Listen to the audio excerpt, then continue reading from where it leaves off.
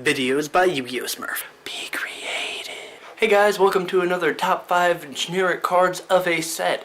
This video we're going to be talking about the new Challenger set and their top 5 most generic cards. So getting right off the bat, number 5, EdgeImp Sabers.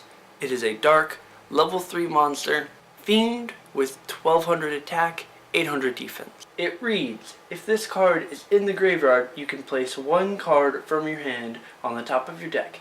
Special summon this card in defense position. You can only use this effect of EdgeImp Sabers once per turn. This card is maybe not as generic as you think, but it's a tour guide target. It can be re-summoned from your graveyard to have extra access to rank 3 Xyz as well as level 3 synchro fodder.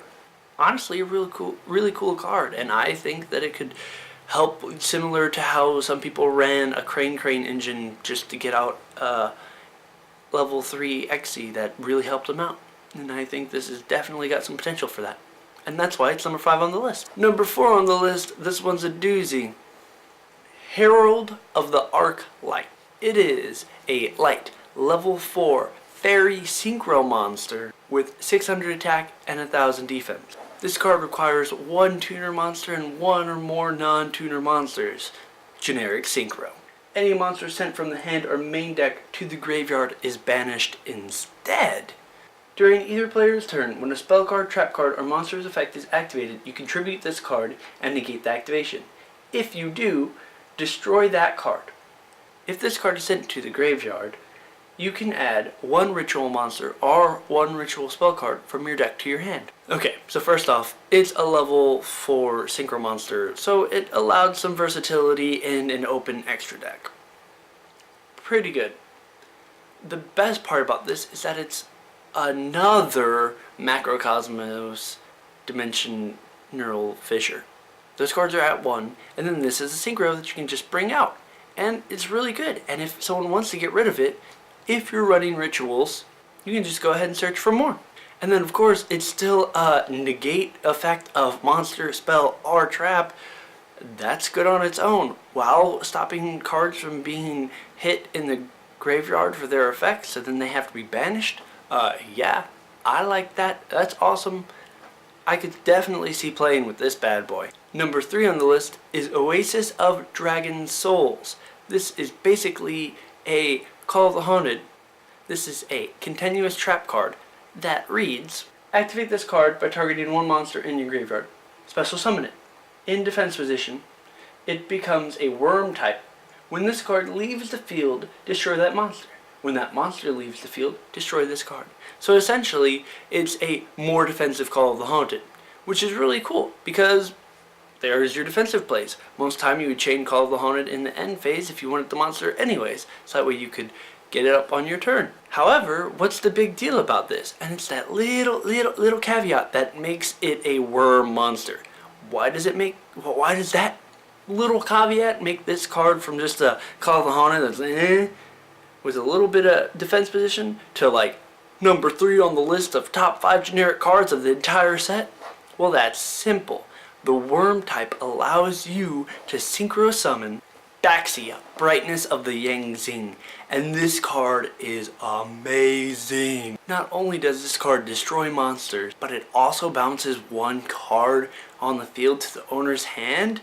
Oh my gosh, it's destroying each turn while summoning more monsters your side of the field. This card is crazy, and that's why Oasis of Dragon Souls is so good, because it allows you access to this card. Number 2 is pretty basic. It is Yazi, Evil of the Zing. Dark, level 7, worm type synchro monster with 2600 attack, 21 defense. This card reads, one tuner plus one or more non-tuner monsters. Cannot be targeted by an opponent's card effects. You can only use each of these effects of Yazi, Evil of the Zing once per turn. You can target one Yazi monster you control and one card your opponent controls. Destroy both of them.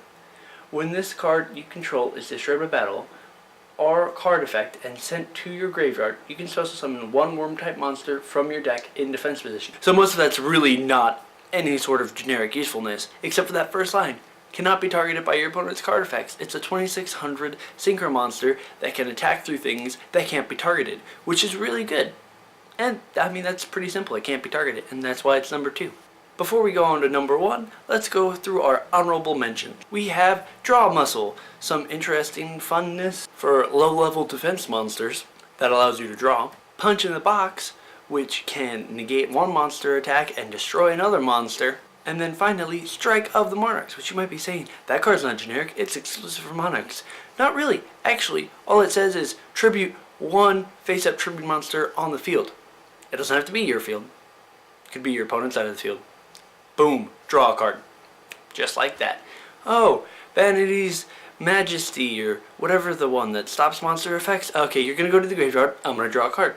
Thanks. It also allows you to attribute manipulate on your field, which isn't the greatest thing for most decks, but for some generic decks that are using, say, example, a hero engine, that can mean a lot. And those were the top 3 that didn't make the cut. On to number 1, Denko Sakai. Level 4, light, thunder type monster, 1700 attack, 1000 defense, and its effect reads, cannot be special summoned. When you control no set spell or trap cards, neither player can set spell or trap cards, nor activate spell or trap cards that are set on the field. This is a crazy lockdown card that, okay, so I don't have any back row, and now I have a big huge field, or I'm about to go into a big huge field. Let's go ahead and normal summon him, and then go off, because your opponent can't touch me. Can't touch this. And that's really why it's number 1. It's also, I think, one of the most expensive cards in the game right now.